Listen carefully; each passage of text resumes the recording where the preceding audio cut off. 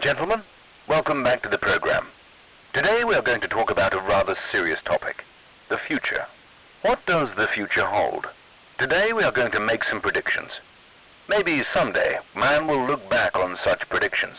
The year, as you know, Tuesday, January 9th, 2024, and you're listening to the Beer Temple podcast of the future. Remember, this is what we said, to never be heard or seen from again. Remember, this is what we wanted. Remember, this is what we said, to never be heard or seen from again.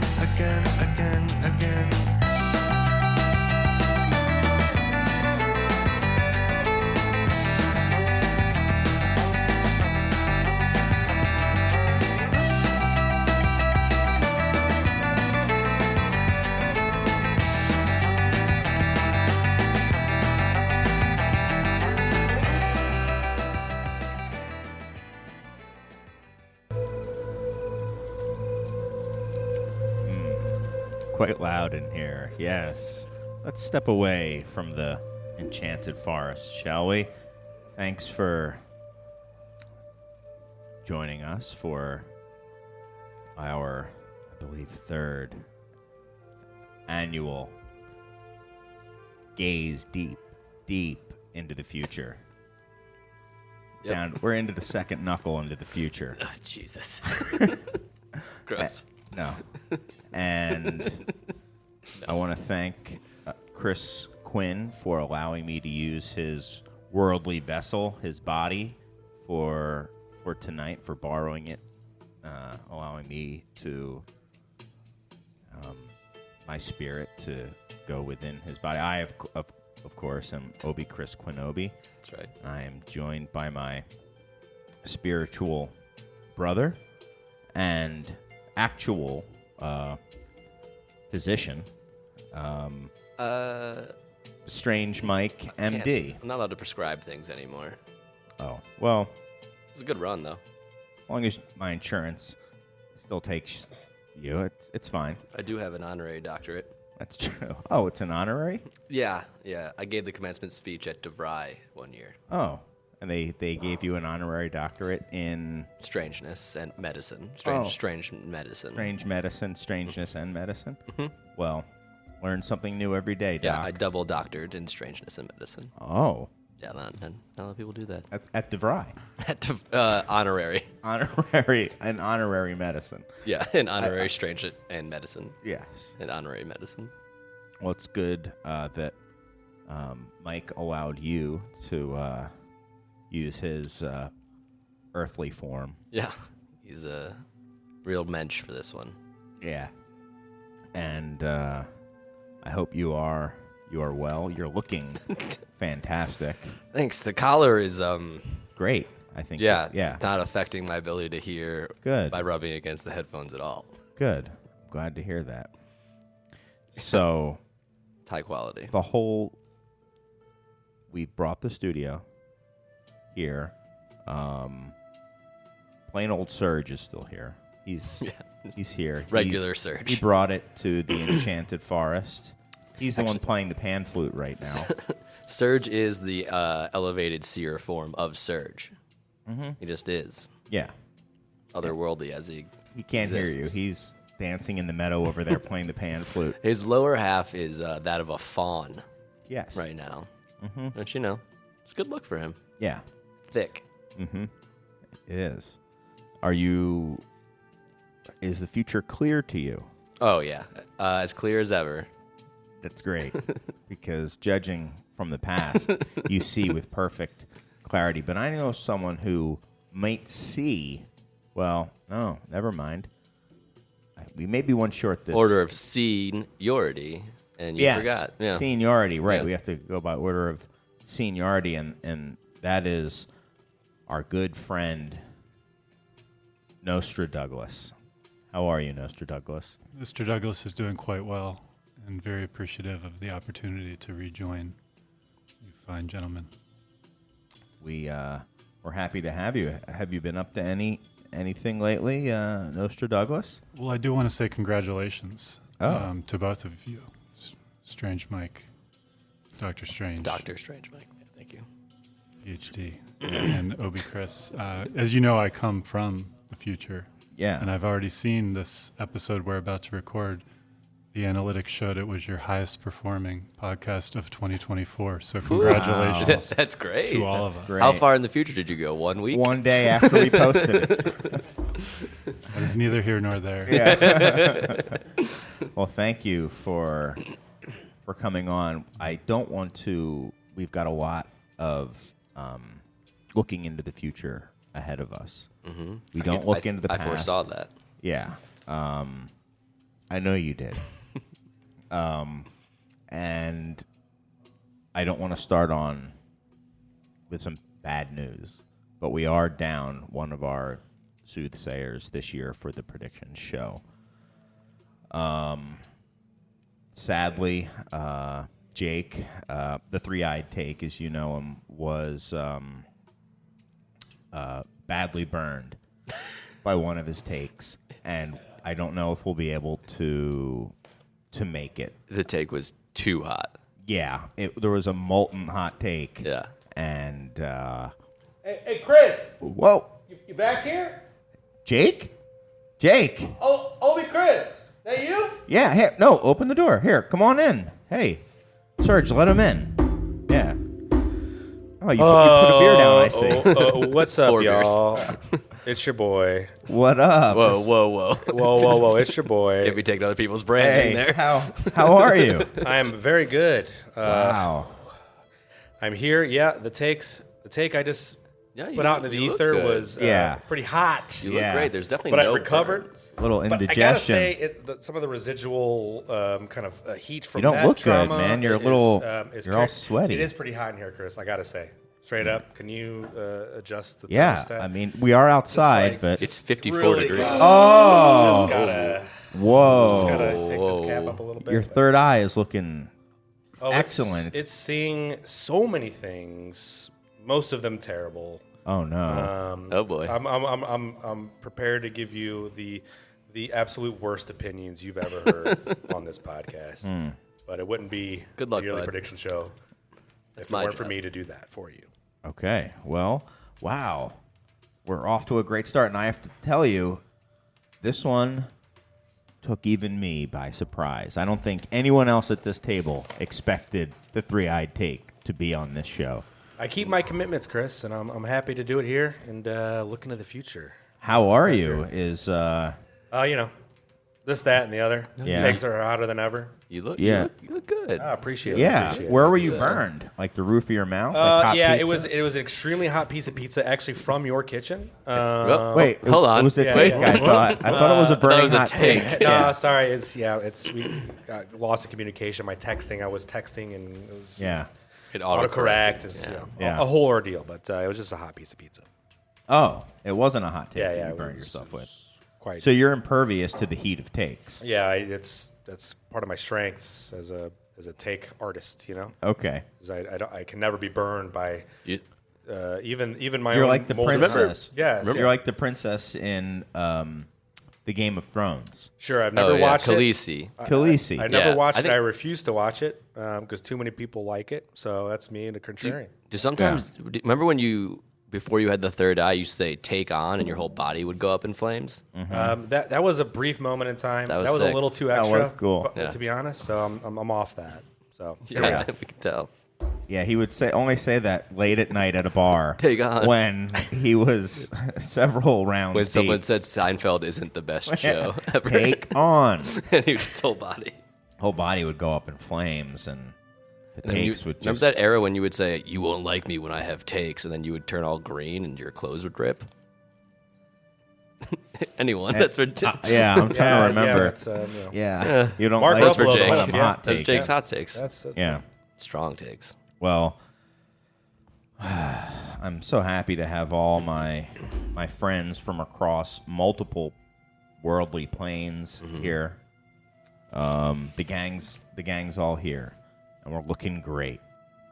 And I'll just go through it very quickly. We have Strange Mike, Dr. Strange Mike. DeVry. Yeah, you don't. I don't think when people say that someone's a doctor every time they say where they got it. Not every time. But the guy from Harvard, they do. So I'm trying to normalize that for DeVry. Okay. All right. Well, Or Notre we also Dame. have Notre Dame people. Yeah. Nostra Douglas. We have the three-eyed take, Jake, and myself, Obi Chris Quinobi. And we've got a lot. I'm going to let this music sway me into a trance. It really helps me look into the future. And we're going to get going unless anyone else has anything else that they would like to say before we just start. Mr. Douglas just wants to issue a spoiler alert for anybody who doesn't want to know what's about to happen in 2024. It should be warned that now's the time to turn off the podcast if you prefer to be surprised. Otherwise, I say we let them have it. Yes, it's true. I say we do too. Well, I think people are always asking what is the next thing to come. So I think we should start there. We've started there in the past. We are always right about all our predictions. So who would like to go first and tell the audience what the next new beer style is going to be? What's the hot new beer style going to be in 2024? Okay, don't all. Okay. Well, let's start with I racked my brain looking into the future, and I couldn't foresee anything I discerned as actually new. I think all the styles have been done, and anything we're doing to them are just incremental changes to things that have already existed. Wow. So my next Nothing. new style is nothing. So Off you to the searing hot start. so you looked into the future and you saw saw the nothing. abyss. You saw nothing. I saw the void. And a And it lesser scared me. person I touched it. would think, yeah, I don't have anything. There's nothing there. Yeah. No, the answer is nothing. Yes, that's right. You got to think about it. Hey, You thinking about it? that's great. I am thinking about it. Nice. But yeah, I couldn't discern anything of significant difference from that which has come before it. Got it. Wow. Nostra Douglas, what did you see when you looked into the future of beer styles? What is the hot new one? So Mr. Douglas knows that we're living in a IPA world. We have been for 10, 13 years now. And that's not going to change despite anything we discuss here tonight. But the IPA continues to evolve, struggling a little bit too as of late, to Dr. Strange Mike's credit. There's been only so many ways left to go, but the way I see things going now is with the use of terpenes. There has been a plethora of weed pun beers for many, many years now, nothing new. And THC is now coming to the forefront, but the new product that is being pushed to IPA breweries now is the use of these terpenes, which is essentially the essential oils that give cannabis its flavor and aroma that's able to be, extracted into a compound and is now being pushed as something that can be used in the making of a kind of, spin-off of a IPA. And I believe that's going to be like a big thing this year, especially with the rise of THC.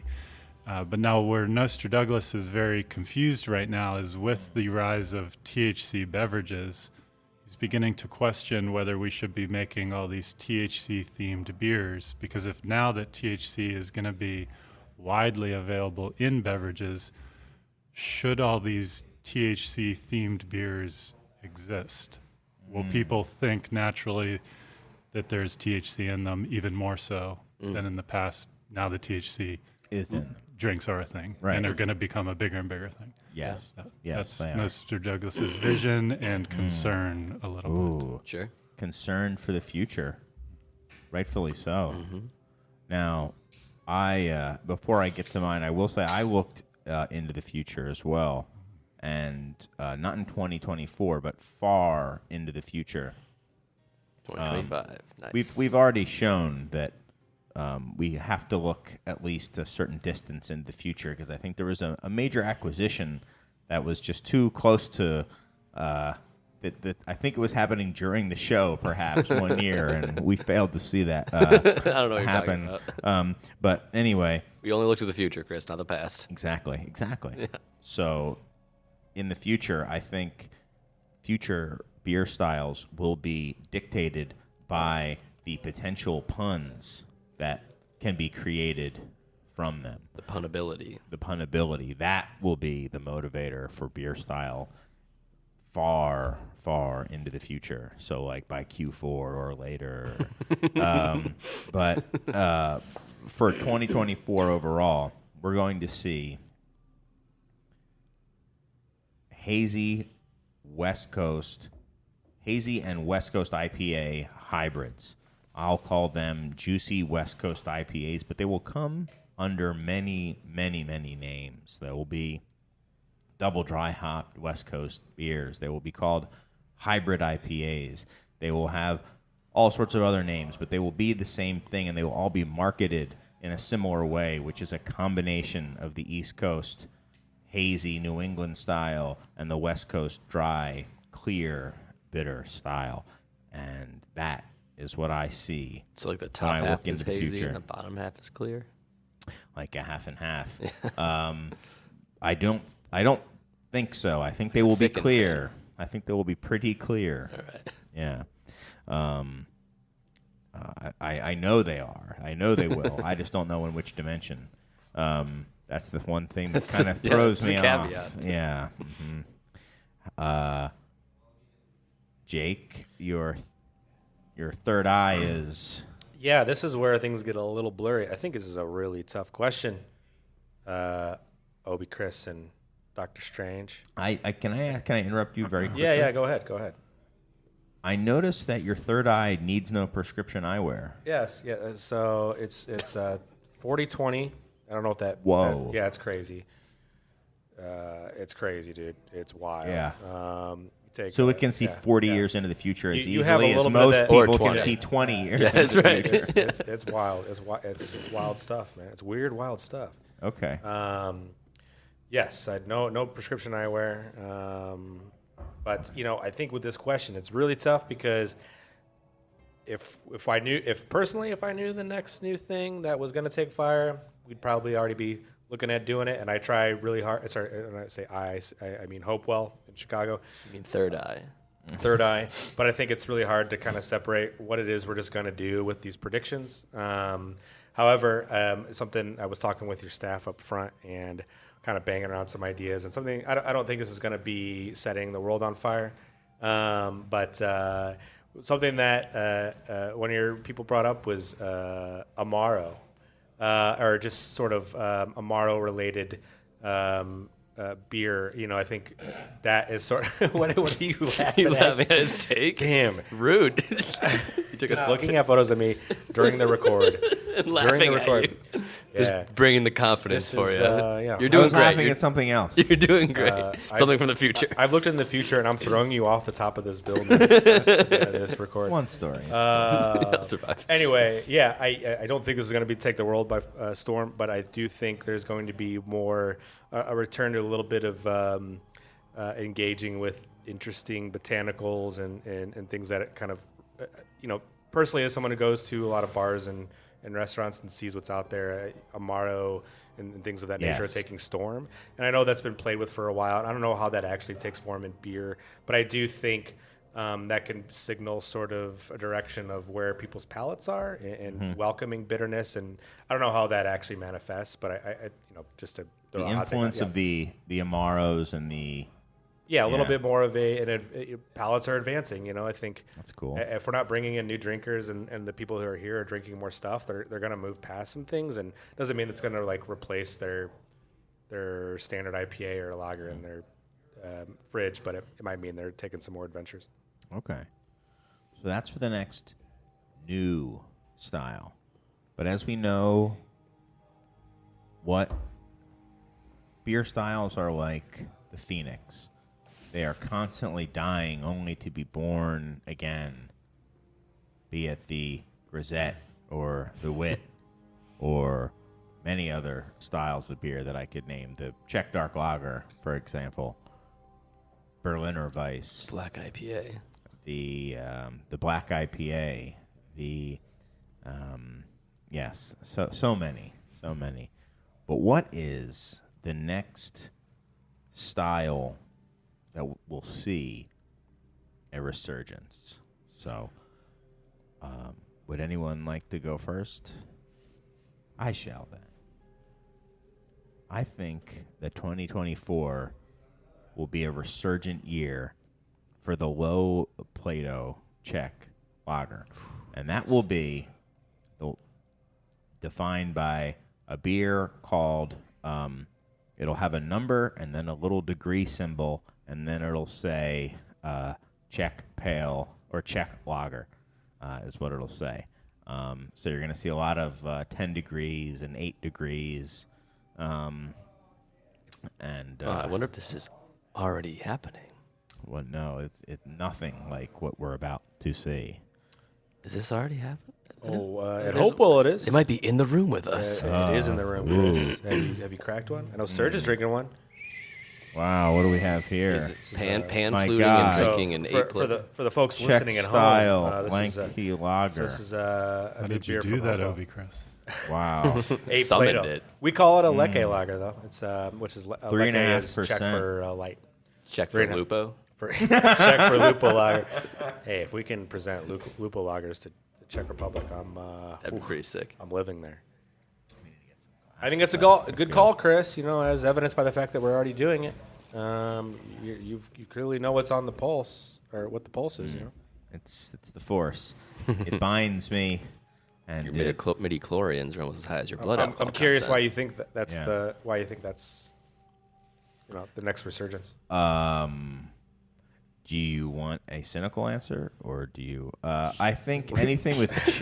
I think anything I expect with. all Is the there answers to be another one that cynical. you I think, no. It's People not, have listened to the show. They know I which one's think- coming. Well, that's Chris. Oh, right. Sorry. Summon Chris real quick then. I think that the someone else put it that if you put I think it was Jonathan at Hopewell said if you put Czech on a beer name that it just seems to sell better. So Well, I don't want to hear that from the. Not that okay. So first of all, I will say we don't put. So I just want to make sure that's clear that we don't Check put is the Czech things on. DDH of. Put Czech on a beer style for the sake of it. It definitely has. All the Czech beers we've done have intentionality behind it in terms of process and ingredients. But that's not what I'm saying. Right. What I'm saying is I just think it those could be- yeah. style beers, and I will say in part because people say, it's a Czech style beer, and they're intrigued by it. Well, it conveys some intention, right? I wonder if people have for so long viewed Budweiser and American macro brewing as German in America. And Yeah. that Czech is we are different than that. I mean, that's obviously, Pilsner is Czech, but most Americans don't know that. They view macro lager as the final evolution of German brewing in America Pilsner in some ways. at this point is American Pilsner, for sure. well, I would say Pilsner overall is heavily even craft. It's dominated by the German style of Right. beer. I was just So- saying that it originated it was Yeah. Czech. Yeah. But I think saying Czech is in the consumer's mind is an easy differentiation point from what German brewing has turned into in some places Yes. in America and macro Yes. brewing. Yes. Who else would like to go, and what is the next style resurgence that we will see? Mr. Douglas has a fairly good tangent here because, I agree that these trends they often actually take a lot more than a year. So something that we're seeing as breaking through in a year. It's not that it doesn't currently exist now. There's early some folks that are early to it. But one that I mentioned last year that I believe has picked up some steam, and if you look in the famous IRI data, one of the few growing categories you'll see in 2023 on top of like imperial IPAs and hazy IPAs, you see a lot of red numbers. And then you get to categories such as American lager, but in the craft world, you get to Pilsner, and you get to like this other pale lager category they have, and they're all up. And American lager was up like 10%. And not on a tiny base either. It was like the 11th ranked style. I was looking at it, and it was up big. And I think this is the big beginning of the upswing that's going to go even higher, of craft breweries being able to have their kind of one other thing. We've been working on this. My dear friend Doug has been working on this at Revolution for a while, playing the long game, having it draft only for a year, just releasing now our own version of this. But many breweries have done this already. This just like having this one brand you can have fun with that is an American lager. It's priced pretty aggressively to not compete with the Hams and the Paps of the world, but to really be at that like kind of Stella Modelo price point that is acceptable, especially as many people drink a little bit less. They're willing to spend a little bit more on something that they like. And the thought here is just that American lager is a key chess piece for a lot of craft breweries to bring in some new fans who maybe view craft as IPA. And having this brand that kind of transcends your normal look and feel and looks like your own take on a fun lager has a chance to convert some people who do appreciate local, do appreciate an independent business that they can see and is nearby them, but would otherwise just want to drink that style of beer. Having something like that, I believe, is the key to the future, but will take years and years. This will probably come up again next year and then the year after that in one of our topics. I like that take. I like that vision of the future. And I think you're right. I think there's going to be a few winners. It's not going to just be local lager. There'll be a few in markets that people grab onto, kind of like a neo version of like Stag or Olympia or something, or Yingling, Yingling's kind of gotten beyond it, but what Yingling started as. Yeah. And I think that's very adept. I do have a quick question. Did you come from Mr. Douglas? Did you come from your 2025 your day job at? Were you at Chipotle or something? You got like a hair mask on your beard here. Oh. Is that you forgot to take that off after your last job? I feel this is from 2025. So times is tough in 2025. Okay, so we can take that hairnet off. There we go. There, let's let us lock. Hulkamania. Yeah, there you go. What were you gonna say? Well, I was saying, Dr.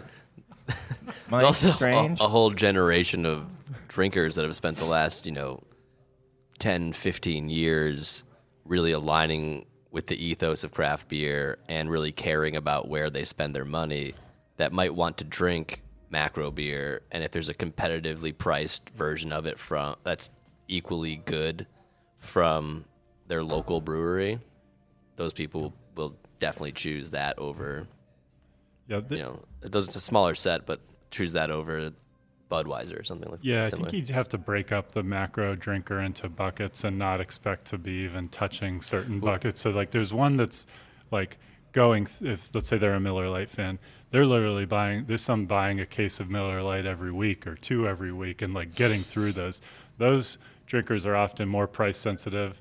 And so let's say $14 for a 24 pack versus $18 for a 12 pack. That's just like, they would never even consider that. Right. But then there's some people that also drink Miller Lite that aren't drinking it to that extent, that just have a case in their fridge that takes 2 months to go through.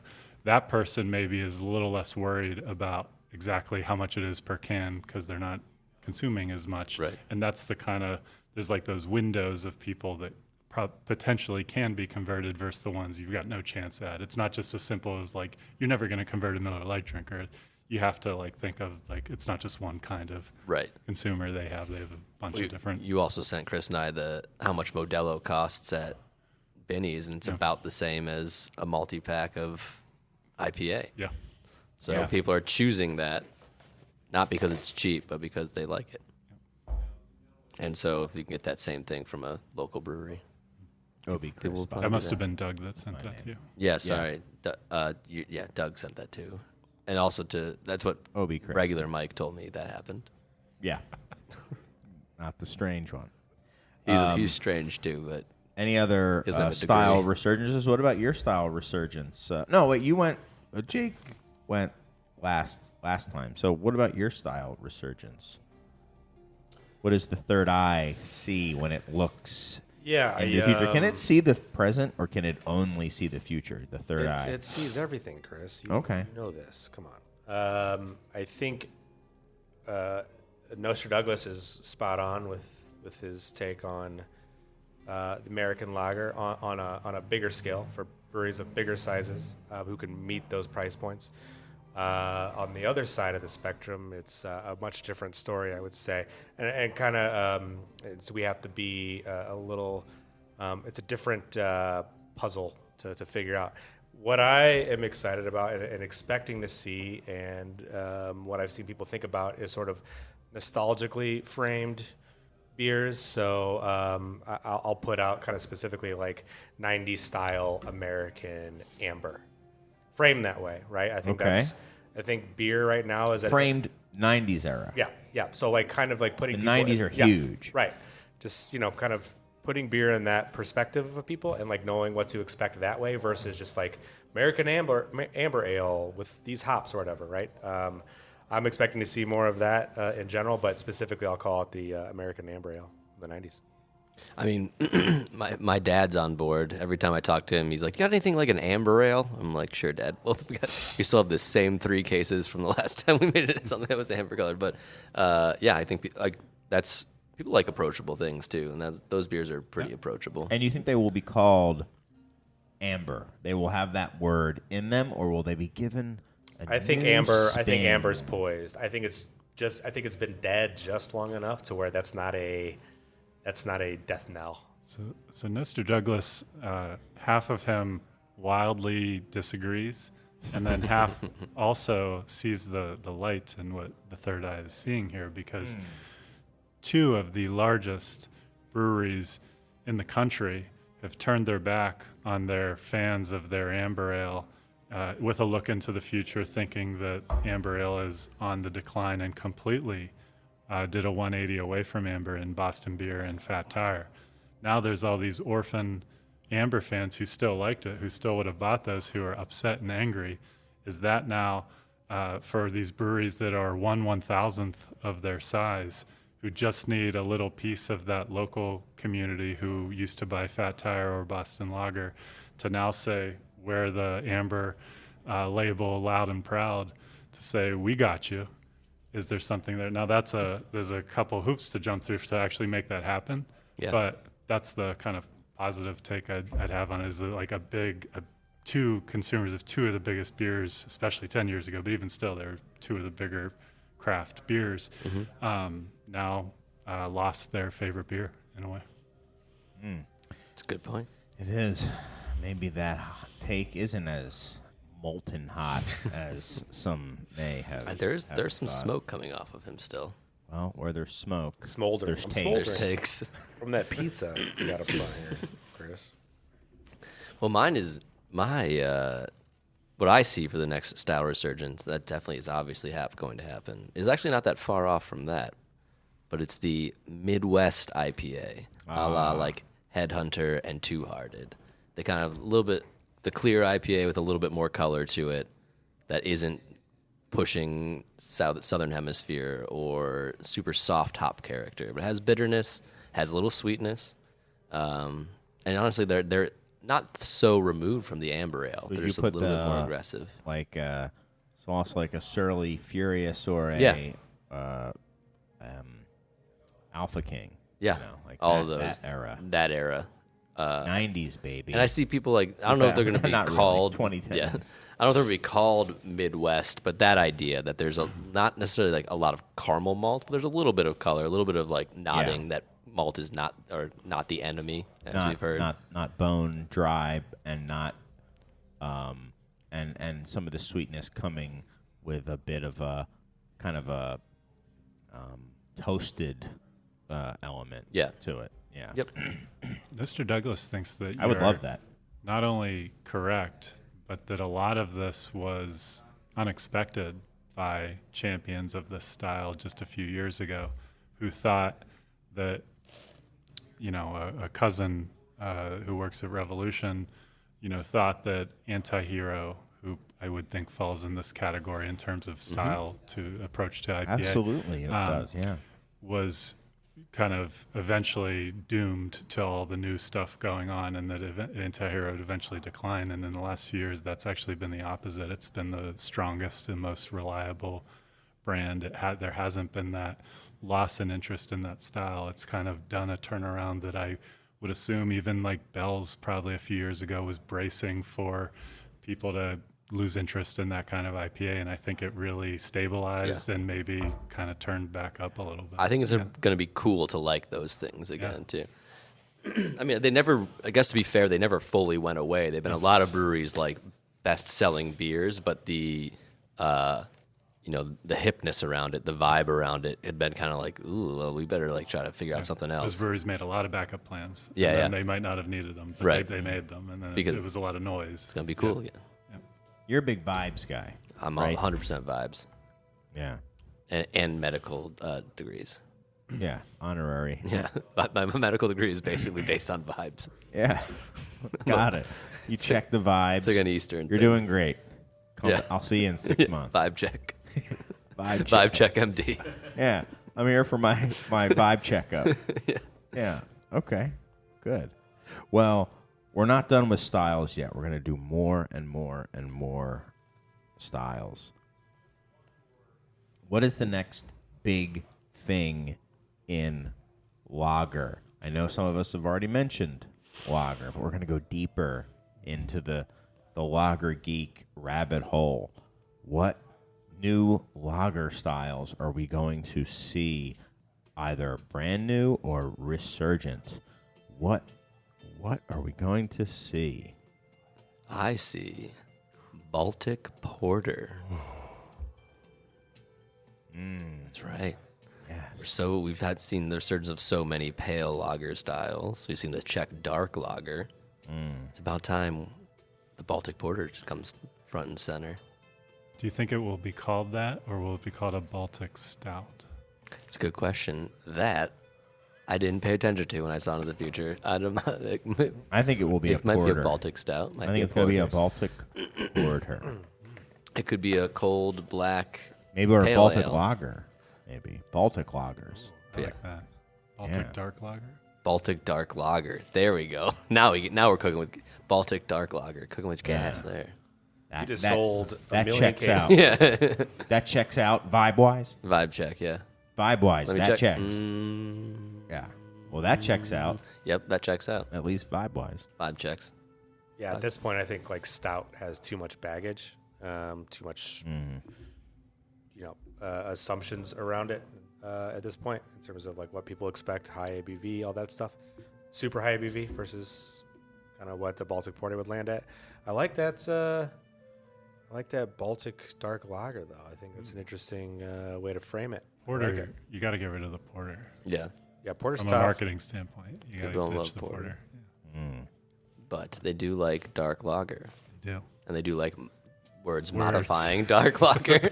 What does the third eye see when it peers into the ether and asks the ether, what new lager? I'm not saying that's what your third eye sounds like. I'm just saying. That's an example. My perspective is pretty small potatoes in the scheme of craft brewing, but I think what we're going to see more is like Czech brewing becomes more ubiquitous, or Czech styles, I should say. I think we're going to get like moving beyond just the Czech dark lager and the Czech pale lager. We're going to see more of the Polo Tamavi, which is the half dark, the amber. Again, I'm hitting amber pretty hard here. I think where you see a lot of the devotees of lager exploring, they're trying to continue to find the most niche of styles. And not that Elston Ave is super niche, but it is kind of the next on the table. So I'd expect to see more of that. And what is Chris Chris, Quinobi? what'd you bring what has he into brought? Wait, I just I had saw to- you. I just went into a portal. disapparate. Did I manifest this beer? I went into a portal, and when I was in there, I don't really know what happened. It was a lot like the when Luke went into the forest, the forest forest in Dagobah. I was faced with things, and I saw Darth Vader, and he handed me this. Well, you saw half Darth Vader, and I feel like Darth Vader would have handed you a Baltic Porter. Oh, or something dark. human robot. We're actually going. We're pouring at a festival with them in Czech Republic this year. In the Czech Republic. Yeah, we're pouring at a festival in Prague. That's awesome. And why don't you, for the people listening? So not what- seeing. Yeah. What your Well, third I eye said sees. yeah. Okay. Brewed and canned by Human Robot. Here we have a Czech-style garnet lager, which is an interesting framing.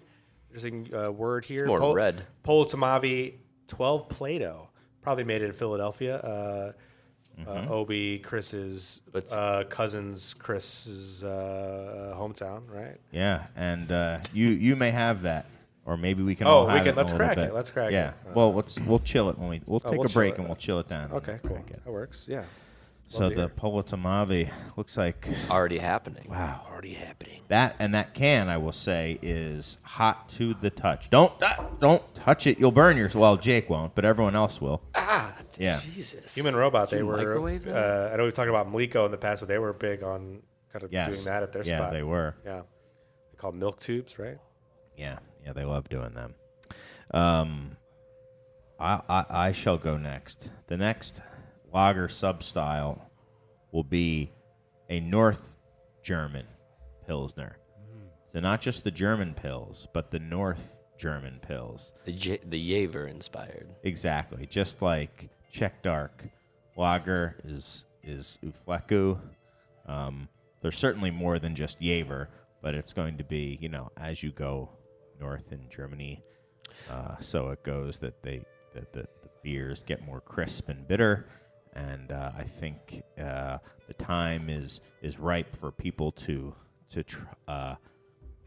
start naming these lagers this way and say this is our North German Pilsner, and I think you'll get a lot of interest buys, if maybe even on draft, just based on what's a North German lager? I do know two. And it is an actual, sub style or a style or a kind of a flavor difference compared to Bavarian Pilsners for sure. So I've there's had legitimacy to it. I've been at more than this, but I was at two breweries specifically in the last 6 months that served me something that just said was their Pilsner, and both of them described it as a North German Pilsner. Really? But it wasn't described like that on the menu. It just said Pilsner, but they told me it was it's a North German Pilsner. We're going to start seeing them described that way. Those are some of my favorite beers. There you are. Yeah, my- you look sorry, my- good. You don't have to apologize. My cowl is distracting me. It's not just distracting me. You look amazing. On the back to the darker front, Mr. Douglas sees the cold black IPA as the next resurgent lager style. We've seen Firestone Walker, a Resurgent? beloved brewery. Okay, Oh, sorry. just new. Next. the Lager next. sub-style. Got ahead of myself, as I tend to do in my. Yes, I know. You're a hobby. thinking about when it You gets only s- lame, you only and then see it the- comes I back thought again. this was the 2025 show, and we were at the beginning. More like 2035, I think, is what you're thinking. Remember Guys that? living in 3005. Remember those 5 years where there was you couldn't get away from those cold black IPAs? Well, they're back, baby. They're back, baby. Because it's 2035. Matt Bertelsen made 10 of them this year. Yeah. But to your point on the style name begging the question of creating the intrigue and then the educational moment of, well, what is that? And those conversations. whether it's cold black IPA or perhaps it goes by its proper name of Cascadian Lupo Lager. Either way, this dark. Pliny the Elder gave it that name. Yes. This dark approach to the cold IPA, just as a seasonal one-off for breweries with a rotating IPA program who are into lagers. We're going to see a lot of these in 2024, especially come fall. Cold black The IPAs. cold black IPA. Okay, we'll see. I'm here for it. We'll see. We already saw. Yes. Well, true. We already saw. They'll see. They shall see. They'll see. They'll see. They'll see. Yeah. We have the next IPA sub-style. Do we want to do that one or? We can just run through it real quick. Okay. I said it was the double dry hop West Coast IPA. I kind of already mentioned that. It's mostly us just mentioning things. We already Yeah, these are mentioned. all. I have a new one. Yes, I please. forgot to exchange it. The terpene cold black IPA. The next IPA sub-style is back to the flagship IPA. The flagship IPA, which was ignored for a while. It was the workhorse for the brewery. But then the brewery made a million one-off IPAs. Attention and sales are going back these days just to the one that everybody knows and loves, the most consistent one, the most dialed-in recipe, the one where they can most know what to come to expect. All of a sudden, breweries are beginning to realize that that's where their bread is buttered, and they're going to begin to put more work into that one of new ways to introduce that core beer of theirs back to people, because that is currently, Mr. Douglas believes, what's working. So we're going to see a resurgent emphasis, push, investment behind the flagship IPA. Yeah. I also think people are just a little tired of all this new stuff all the time. And they're like, I remember that. Is that any good anymore? And that they haven't, like, oh, yeah, I'm going to go back to drinking that. I don't know. I don't have any numbers for that. That's just my future vision. Very interesting. Very interesting. How about you, Third Eye? Yeah, I'm feeling this is already in the GABF competition, which kind of surprised me when we were looking at it this year. But the New Zealand IPA, I think, will continue to grow as a concept. It's been around, obviously, it's in the GABF competition and guidelines and all that. But I think it's a way to sort of position a beer based on its hops that isn't. It's a little bit different, right? We've had New Zealand hops around for a long time, but what we're seeing is it can present a really different profile. And anytime, anecdotally from what I've seen, is when they get released, people seem to gravitate towards it. I think, and in terms of profile, I kind of see them as like sort of West Coast adjacent, right? Dry, bitter, but using the New Zealand hops and I think that's kind of the best pairing with New Zealand hops versus a hazy style. That's my prediction. Great. Good. And Mike?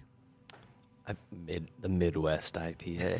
Yes, you saw the same thing again, as I kind of did. Sometimes visions are strong. too. Well, you like 10 minutes ago, you saw into the future of this particular right. question, and then you used it for the previous one. Two birds with Great. one vision. Ooh. Well, we've passed the taste of things to come, but we've still got so many futures to tell still. Next is just the big picture, but I think I'm fatigued. This takes a lot out of me. And The force is yeah. very dull with you right now. Yeah. You saw Luke when he tried to lift up the X-Wing fighter out of the swamp. It's draining. That's peanuts compared to what I'm doing. If You're Luke- way weeker. There's is no, what you're saying? there's no try, though. I could do that easy. Oh, okay. If Luke tried to look into the future of IPA His sub-styles, brain would break. his brain would melt out of his ears. The frivolity. He'd turn to the dark side instantly, never to return. This is the heavy lifting, and I need to go to the cantina Get your midichlorians back up. and get my midichlorians back up, because I know what that means. So we'll be back shortly with a whole lot more predictions. And we're back. Welcome back to the Beer Temple podcast, where we are gazing into the future. I am Dr. Strange Mike, MD, PhD, JD. And a JD. VD, which is Vibes Doctor. No, not venereal disease. Certified. I have vibes. many VD. Yeah. I'm here with Obi. What? Messed it up already. Obi Chris Quinn Obi, Nostra Douglas, and the Third Eye Take Jake. Jake, the Third Eye Take. Jake baby. the Third Eye Take. I was gonna say Jake the Snake. So happy. Didn't Good work enough. out. Didn't work out. Your burns are severe. You kind of look like Anakin from episode 3 Again, it's just right the roof now. of my mouth from your pizza. I don't know if that's the roof of your mouth. You look The roof of his mouth is on his severely- forehead. It's- it looks it's- like. Yeah, insane. severely Insane. burned. But what I'm saying But is, I'm happy to be here. I'm I happy hope to be those here. takes were worth it because I'm guessing you were practicing for this episode. But Oh, those I've are the been- takes that burned As soon your as quote the unquote mouth last podcast recording ended, I've been in the take gym, in the lab. Yeah, just shouting. Again, the worst opinions and takes you've ever heard. yeah. To many Because people. Just been honed for here. I just tonight. didn't know what was what. Yeah. Joe Flacco is the GOAT. Joe Flacco. Much respect to Joe Flacco. Come on. He's out here doing his thing. Exactly. Come on. No need to malign. That was your take. I'm just saying. An aging quarterback king. All right, in we the NFL. we have many takes All right. that are beer related. I don't even like the NFL, and here I am talking about Joe Flacco. Bad take. I like them. Blue hen. Let's look at the. Let's take a look. Is Serge here? Is he still prancing around in the? Now he's got a harp. Oh, yeah, he's laying down. He's got a harp, but I think he started eating some of the mushrooms that were Yeah. in the field where he was dancing around with his lower half being a fawn. Yeah. I think he's got some He's horns got a whistle. too. A whistle and a. He's got a little. There's some. Homie's got Thing. horns. That's crazy. Yeah. dude. He's more mischievous than usual. Getting up Yeah. to something. Well, hopefully he can still get the episode out. But we're gonna take a big picture. Take a look at the big picture. 8x10. Yeah, 8 by big- 1 by 17. What are you talking about? Big printer. And let's look at some next big trends in the beer industry. Anything? Any new trends? What's going to be the hot new thing in the beer industry? I'll hop in. Please. I'm Your eye is covered, by the way. How can you give any takes and your eye is completely covered? I was about to mess all this up, and it's Yeah, your oh, there we go. There we go. Breaking the fourth wall. I'm breaking the fourth wall here for those at home listening who don't know what's going on. I'm here to say 40 wall the chest. big picture, the next big trend in beer. I think we're going to see emphasis on service and presentation is kind of the next frontier of beer, especially Yes. as this craft beer stabilizes and fewer breweries can reach certain echelons of production. They have to draw people in other ways to become viable businesses, and I think a lot of that's going to be focused on not only the quality of the beer is kind of to be expected at this point, right? At least from what I've seen in advanced markets, I think the next step is how are these beers presented to people, and what's the service level like? I think gone are the days where you could be a brewery, throw up a couple of used barrels and call it a day. I think the next level is that hospitality. Interesting. You're saying the days of the corrugated metal bar are coming to an end. Oh no. They're so, I think you they're got to so good, provide. though. I think you got to provide more. again, it's not just the quality of the beer. That's kind of to be expected, especially in advanced markets. And I'm able to do a little bit of traveling and go into markets that have a rich craft brewing scenes and like really high quality stuff. And people are taken to that next level by offering good experiences while you're there. I will go next if that's okay, because this is not the same as Jake's, but on a similar wavelength. 2024 is going to be the year where craft breweries focus heavily on the beer not being the primary driver to get people to their tap room. Like Jake is talking about the quality of service. There's also going to be this emphasis on saying, hey, maybe the days are over, the growth is over of new people who are going to come for the beer alone, but will gladly come for this other thing where they get to also drink really good beer as well, where beer is the supporting actor instead of the main event. There's old examples such as trivia night, that type of thing. That's an example of trivia is what gets people there, but then they want to drink good beer while they're at trivia night. Getting creative with that, and that can be anything. But the new draws, this can be partnerships with other organizations who have, dedicated, loyal followings for this other thing, partnering with them to work together to draw people in to drink your beer, but do this other thing at the same time.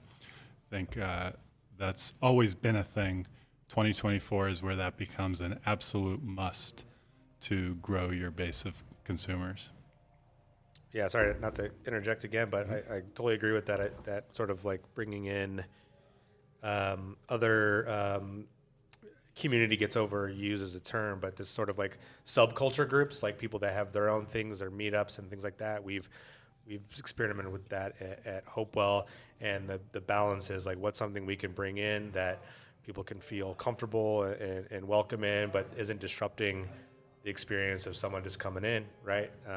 So that's definitely a balance there, but we're having a lot of fun bringing in people that might not identify as beer drinkers first, but they like the space and we're offering something and they like the beer, and then all of a sudden they become people who want to come back other times. So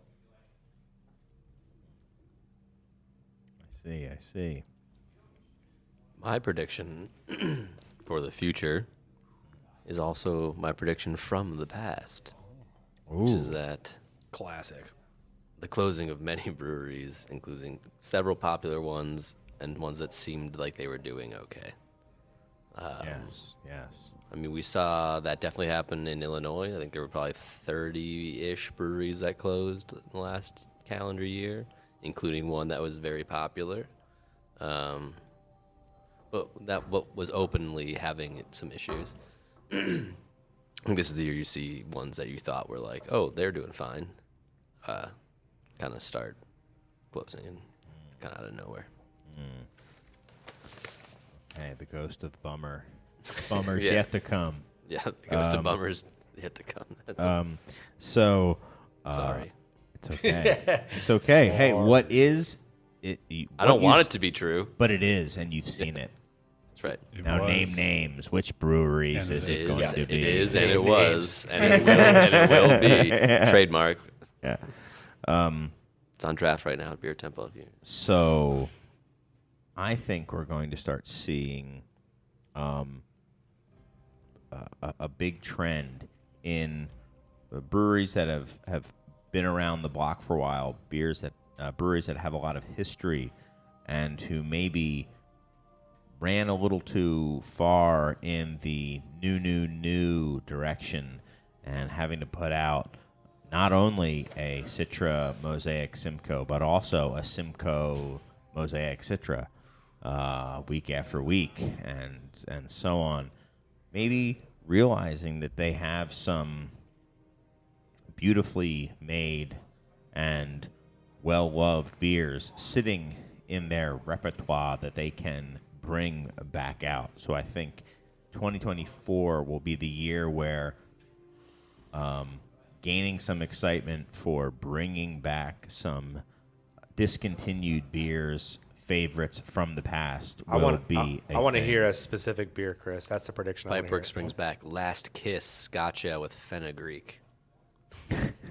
Well, that's it, folks. You heard it. Episode's over. Are you thinking like that Sierra Nevada variety pack, but on a local level, like them I'm kind of thinking triggering? that it's going to keep. That's going to keep happening. Yeah. That you're going to see.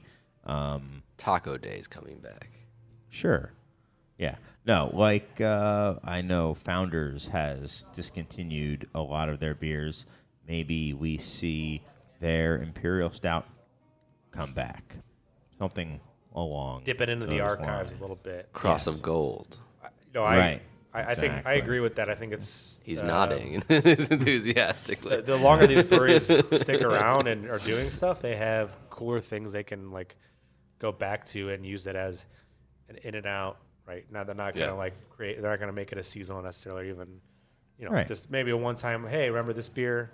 I'm- Very discreet in and out. I think that's and it can play off of people's sort of again talking about like nostalgia or sense of Right. like what that brewery was when they first got into craft beer. Right. I think that's really fun. I think Yeah. that's, I gotta imagine like a spot like Founders or Bell's or whoever on that I scale. see is- Great yeah. Lakes would be Yeah.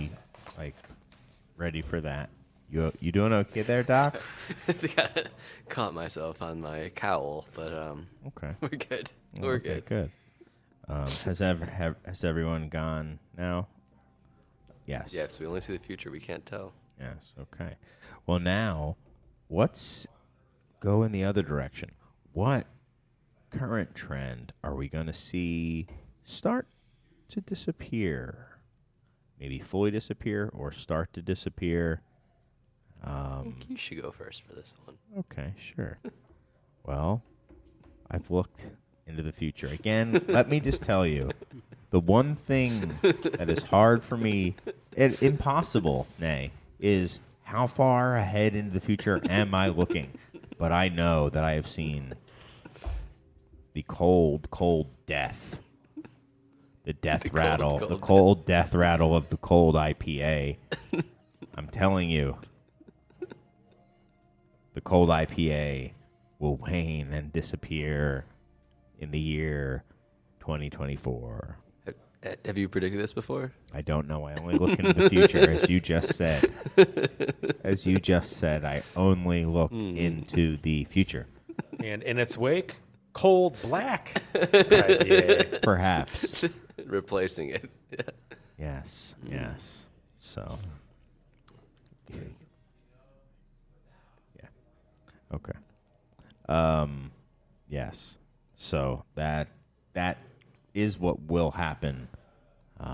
It is what will be. It is what will be. I believe it is in the year 2024. It could be in the year 3024. Could have been We'll the year see. 2023. Could have been the year 2022, according to this document. But you know, To be fair, yeah, Chris, I get it. You Document see was created in so the past. far. You see so far into the future. Not quite sure which years you're seeing into. So Which dimension? which dimension? I mean, There's a lot. that's of really right. difficult for A lot of you, moving Doc. parts. it's almost impossible. I mean, you're in like millions of dimensions.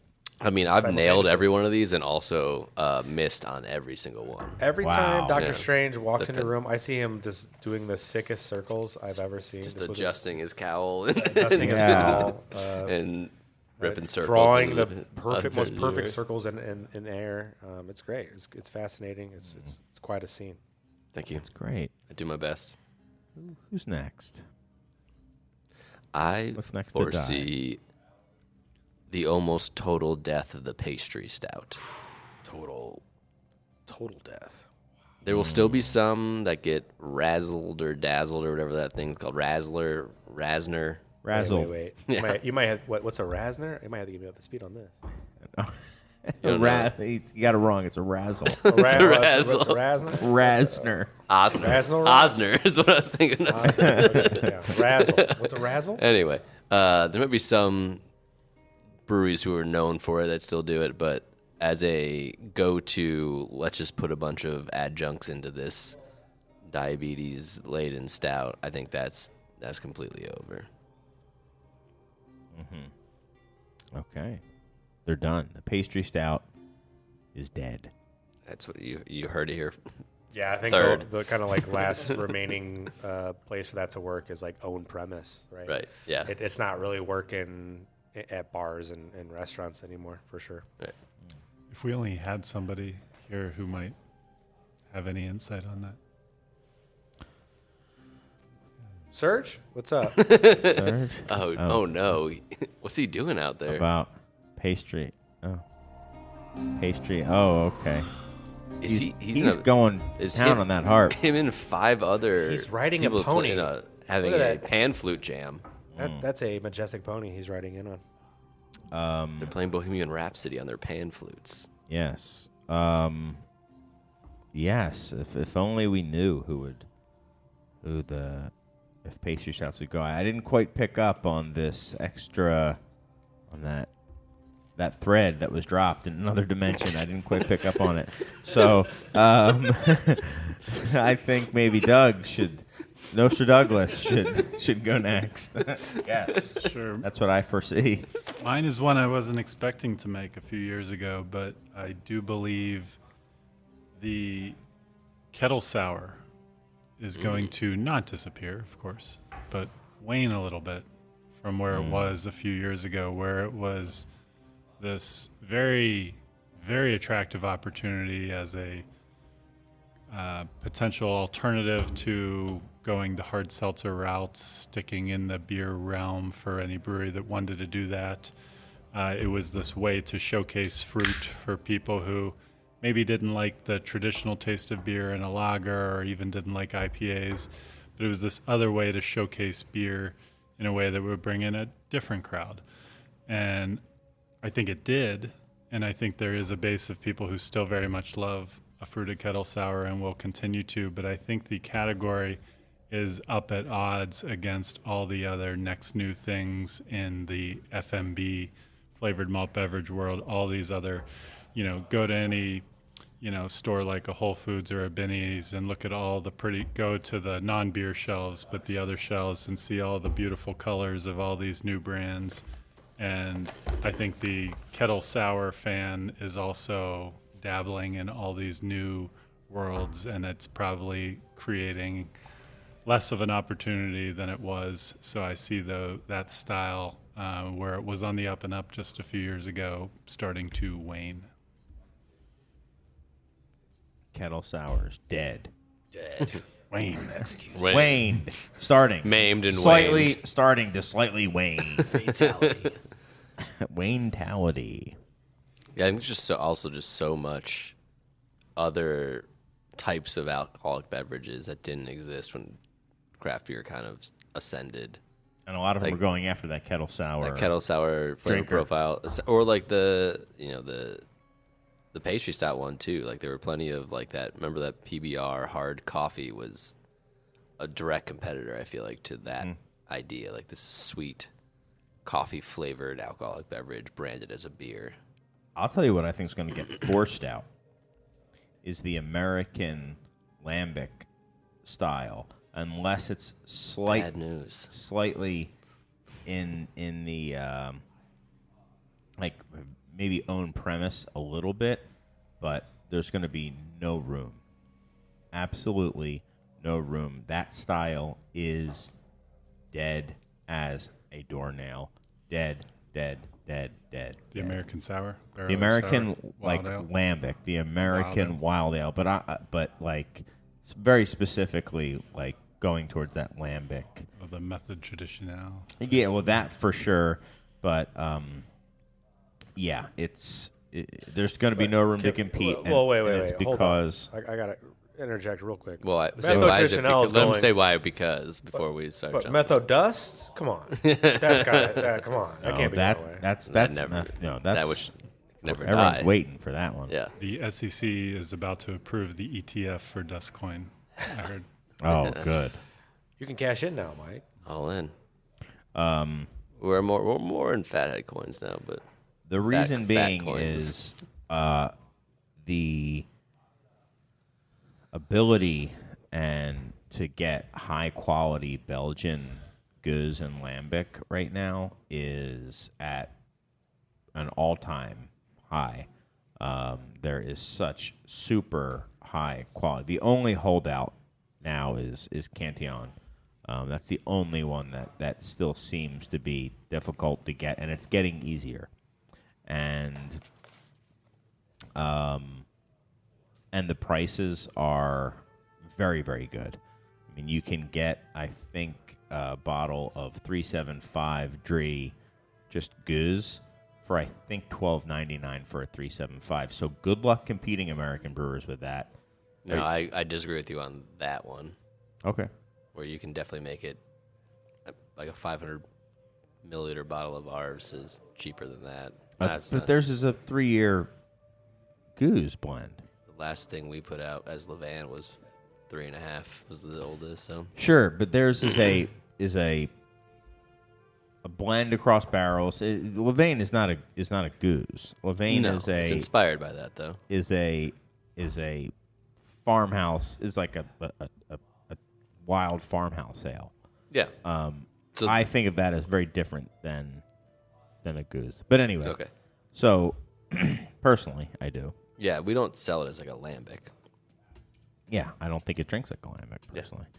But well, that's my point. It's not meant to. Yeah. Okay. Yeah, but the things that are trying to compete in that space, Gotcha.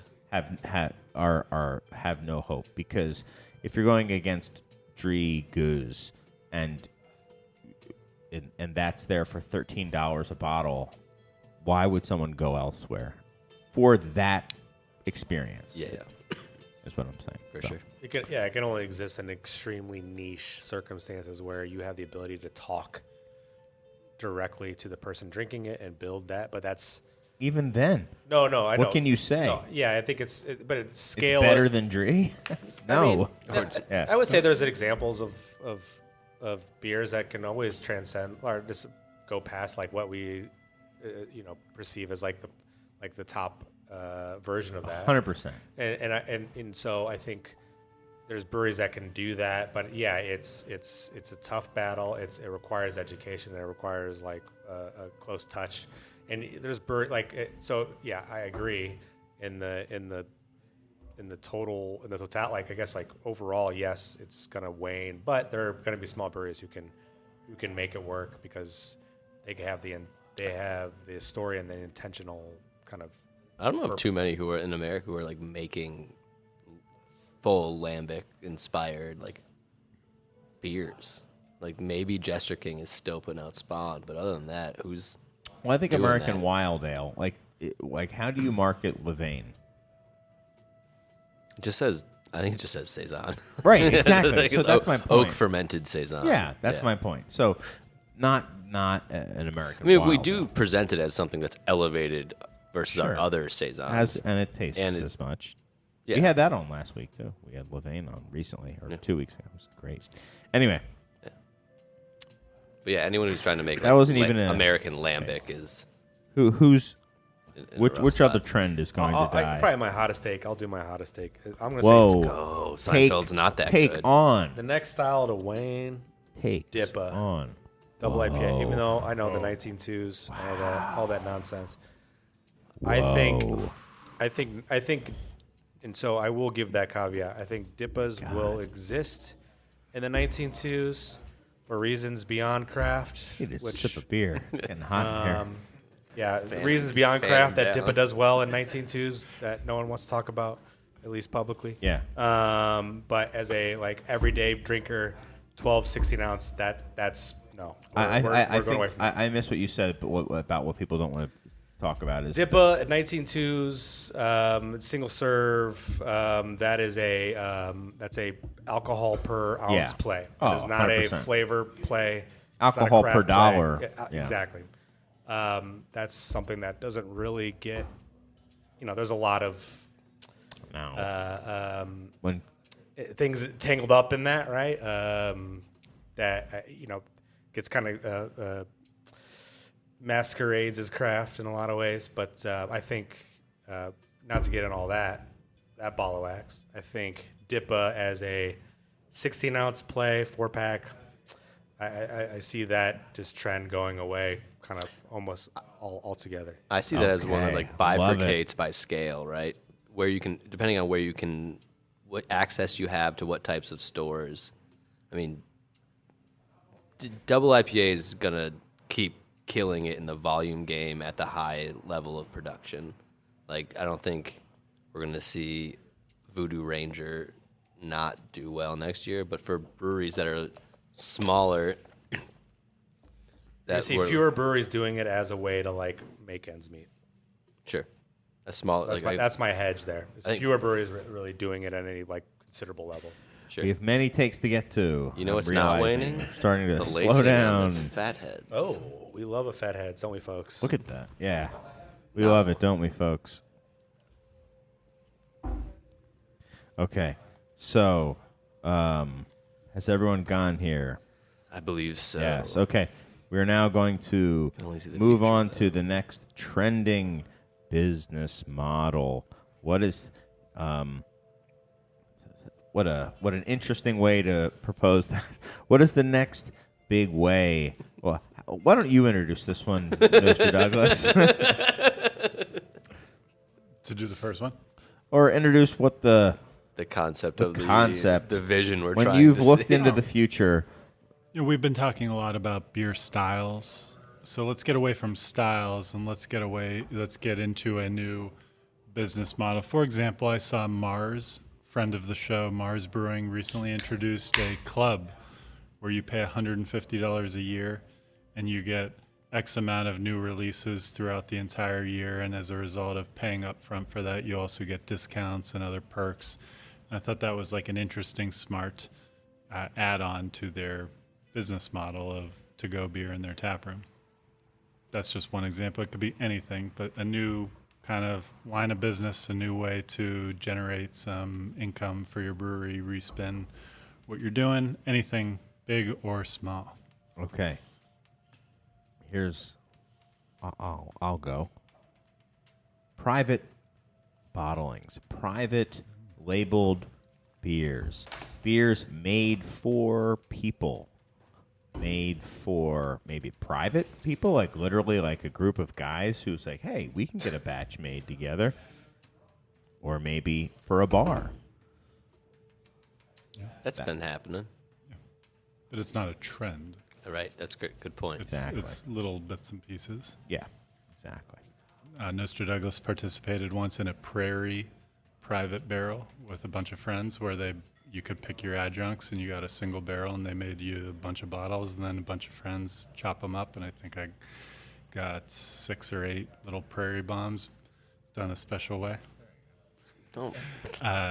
Did it with a superstition mead once too. But We're yeah, halfway there. No, you can do the That's been happening in bourbon for a long time. do the too. yeah. It's a chin What do strap. they call it? Yeah, the chin strap. like the guy from Anthrax. Ooh. Very future forward. The band. Oh, he got Anthrax. the full blow. His ring stuck on his finger. He's There we go. trying to take his wedding ring off for some reason.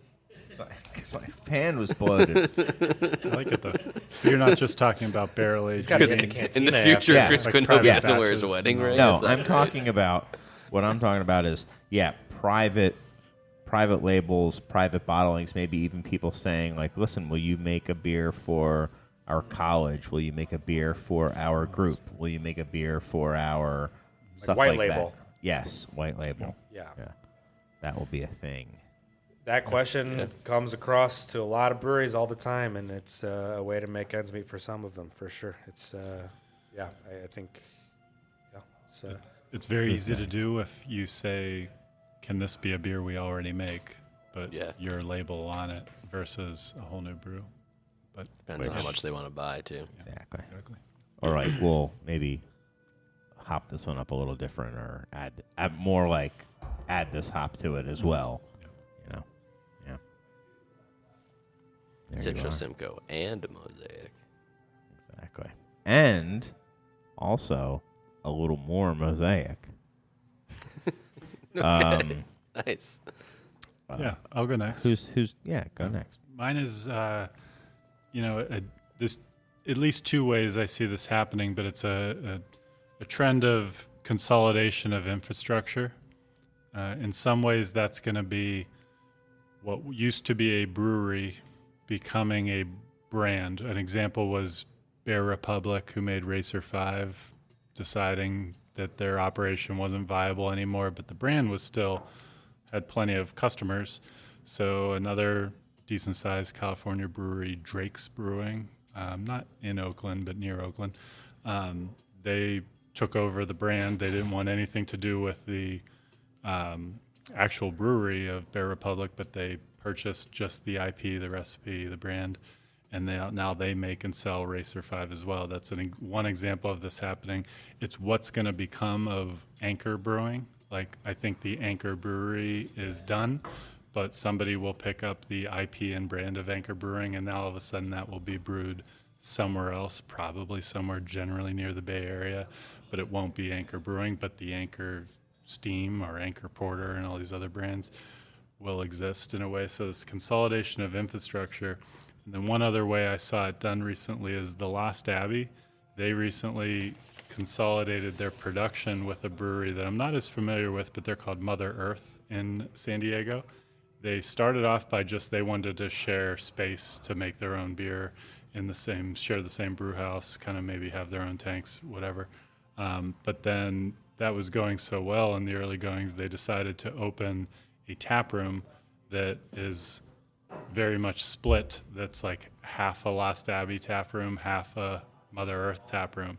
So it's this place where you have their beers are very complementary, not so much overlapping. Right. So it gives you, like, if you're a San Diego beer fan and you like both breweries, they've both been around for over 10 years. I think Mother Earth was like 2010, Lost Abbey many years before that.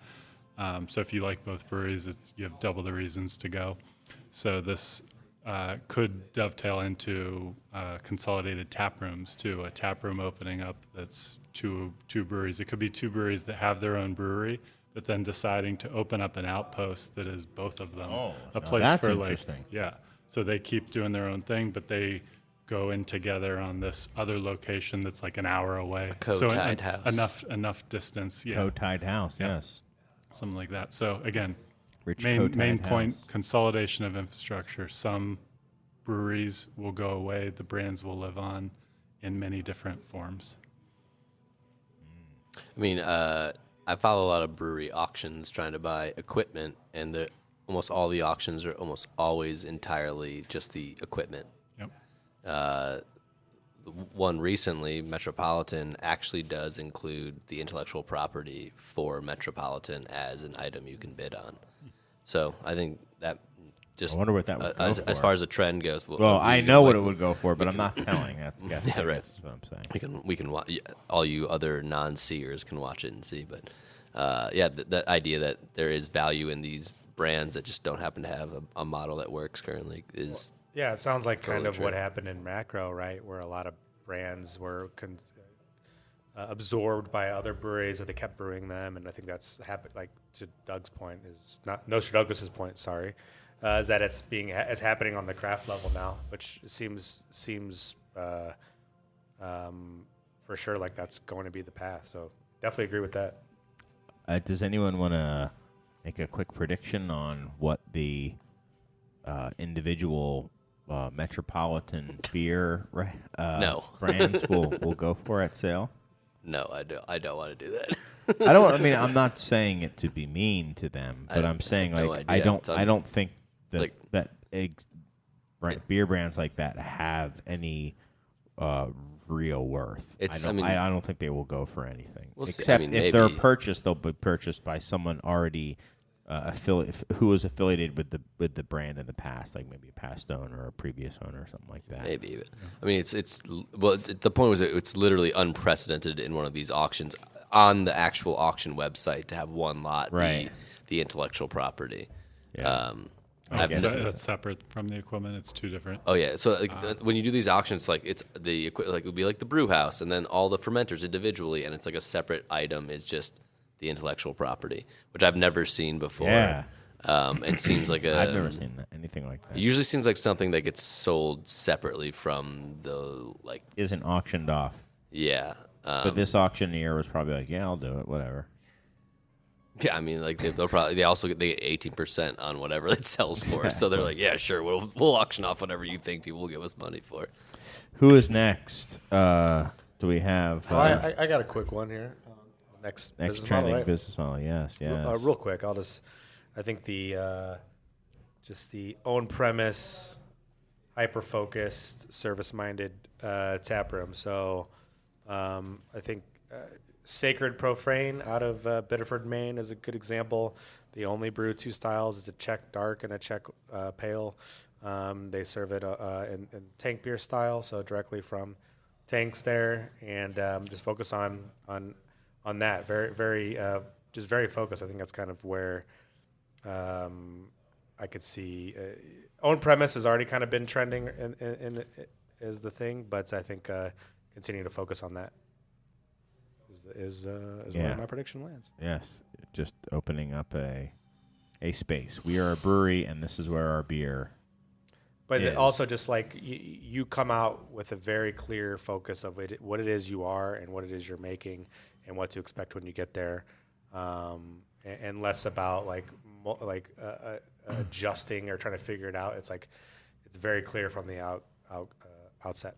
When I went to GABF, I went to Cohesion Brewing, which does the Czech beer thing, and I bring this up just because we've talked about it earlier in the show. And that was the greatest example I've ever seen of that. It's not a huge brewery, but it's very specific. It's like we have 8 very it's all degrees, and it's it's all the pouring methods, and it's like very clear that that's what this is. And it's not there's not 20 choices. There's 8 choices. Cohesion's a great example. And you don't need any more than 8. Right. 8 is more than enough. Right. Yeah, it is. Interesting. May I ask a quick question? I know we're short on time, but I do have to ask this question. Why aren't you talking about yourself in the third person anymore? Why did you go to Cohesion? Why it's not when Nostra Douglas went to Cohesion? Just maybe in the future it'll go back. Cohesion. Yeah, or either. Okay, so let's move on from that. You have one. Yes. What is it? Mike. I see breweries continue to push for more direct-to-consumer sales outside of their own tap rooms. So between shipping here in Illinois, that's available in some other states, direct-to-consumer or direct delivery, the legality of that.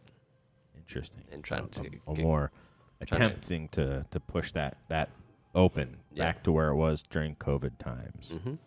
Interesting. Okay.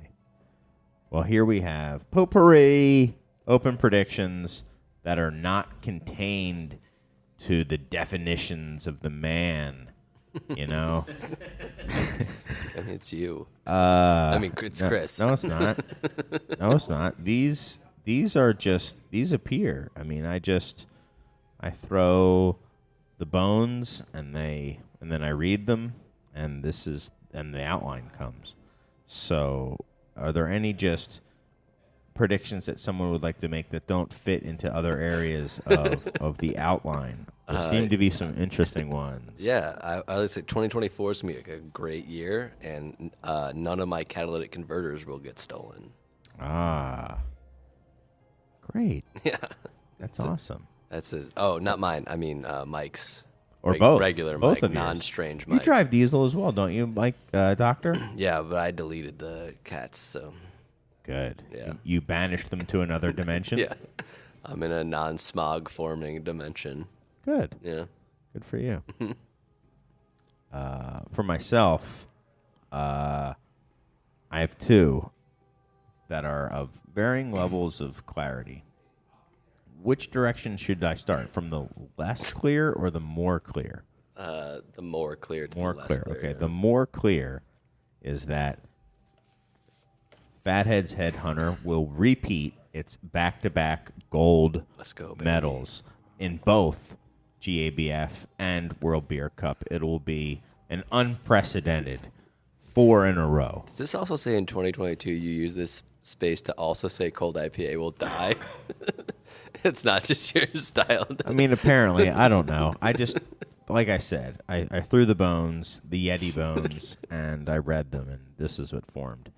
I kind of go into a trance when I write this outline, so I can't Your really eyes speak roll back to it. into Yeah, your head. And, yeah, both Goes of in a them. I only flow have state. 2. I know. You know, some of us. Yeah, whatever. yeah. It's a real trip when you have 3 eyes rolling in the back of your head. I can imagine. Yeah, it's a vibe. Especially when the It's a third It's like a one sees slot everything. machine just Yeah, yeah, yeah. rolling. There's rolling around it. It's true. But yeah, the top one doesn't like- stop. It just And keeps they going. finally, all 3 of them line Sevens. up. All 3 of them line up, and that's when he's back. They beam the take directly. The to other potpourri is that I think local distillery RTDs will have a few breakout brands. This seems like a specific response to some group texts that not us, but our friends might have been having. I think at some many point of this these evening. are. Yeah. But I do think that this is something that will see success. And I think it will be seen kind of, I think, a quicker forming version of what Nostra Douglas saw with local lager. I think there's going to be these new local things that come onto the scene that are spirit-based. And there will be a few of them that will grab kind of the local kind of the local zeitgeist. Like the Rolling Rock of twisted teas. Correct. And people will, they'll be like the hot brand in the entire market. Like they will be white hot for a few of them. So I think, yes. I love the look of that take. That was a good Tim Heidecker 3-eyed take right there. Love it.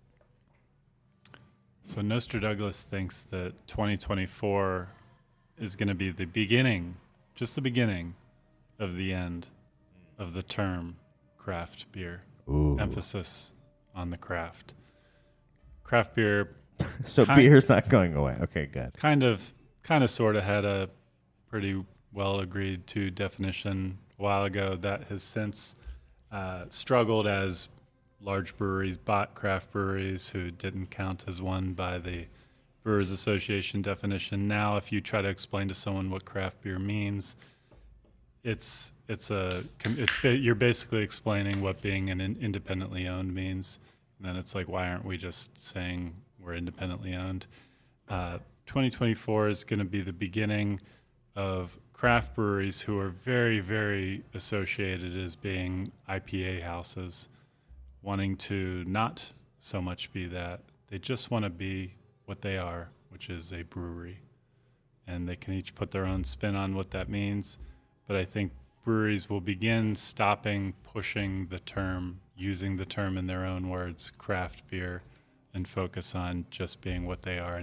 I love that take. Perhaps independently owned, perhaps local, sure, but just a brewery. We are a brewery. We're not a craft brewery. We are a brewery. So you And don't- So we stop having to explain what craft means because we don't even know. Right. So and there's not going to be a replacement term, right? There's not going to be like a Right. We're not all going to be artisanal breweries. It's not going to go from micro brew to craft brew. It's just we're just Correct. all breweries. We're still happy to have the Brewers Association at our backs. This Yeah. can be our trade association that helps fight for, say, direct-to-consumer shipping laws if that's the hot topic that we want to lobby for. There's always tax breaks worth. You want to have that.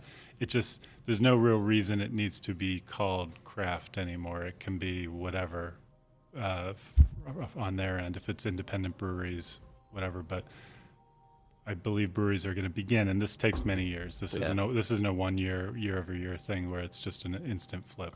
This is also an interesting one where it's the absence of something more than it is like, oh, we're going to add cold to the Monikers. name, right? I have a Or we're minor going to add Czech to the a lagers. minor question that might have like more profound ramifications that would kind of lead to it. But do you think that this will have any effect on things such as the independent craft brewer label that you see on I beer can't labels? just, something it'll like- have no or- effect because it doesn't exist anymore. Or really.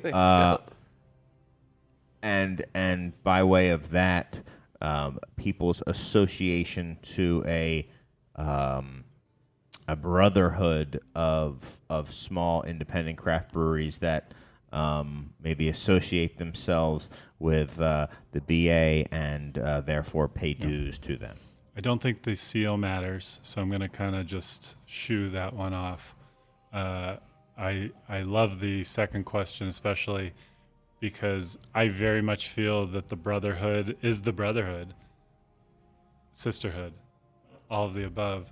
It has just tapped out. I think it's maxed out, and the key is shaking off the stigma of what craft beer was, all the crazy artwork, all the like new IPA every 3 days type of thing, and the shaking off some of that. And that's part of the shift involves other fundamental shifts as well that go into being a little bit more of a brewery, a little bit more of a pride in these things we make, and less of a need for the rapid fire of in and out. Pokemonification goes away, but that again takes years and years. That doesn't happen in a year. So that's not something that we'll say in a year, like, oh Again. yeah, it all went away. It doesn't work that way. No one used craft at all. Yeah. Very strong. Very strong. Great take. Great take. Great take of the anyone Midwest. else? Great take of the Midwest. Yes. Who else? No? Okay. Are we moving on then? No other potpourri takes? You don't have to. He's not loving that take. Oh well, yeah, I'll pop in. Yeah. Well, this take is the one that's going to be the same take down the line. That's it. All right. Well, then let's skip it then. Yeah. Let's skip okay. it, let's skip it. So, You foresaw it being said again. in the yes, future. exactly. Now let's move on to. Oh, do you want to do Oh, well, let's see. Yes. We may need to hold. We have so much to do. Let's hold on to this one the? Okay. for a moment. There may be a ransom letter. Someone may be at risk of bodily harm, but you know what? They can wait another week or two. They'll be fine. They seem like good people who are keeping them hostage. So we've got we've seen visions and shapes. That's what I want to talk about. The And there's shapes. shifting. Yes. I want to talk about the shapes of things right now. The shapes of things to come. What is the next big Some ornate shape?